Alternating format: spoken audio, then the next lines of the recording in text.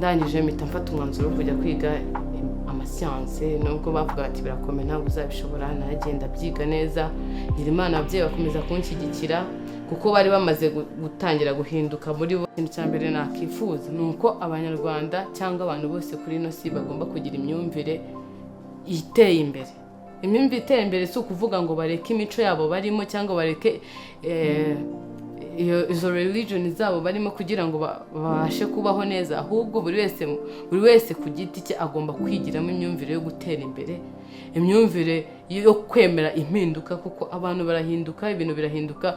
Mu gihe utaremera impinduka mu buzima hari igihe utazigera utera imbere, kuko no gutera imbere nyirizina ni impinduka ziba zibaye. Niyo mpamvu numva rwose Jeannette Kagame ndamukunda cyane kubw'ibikorwa byiwe bigiye bishimishije.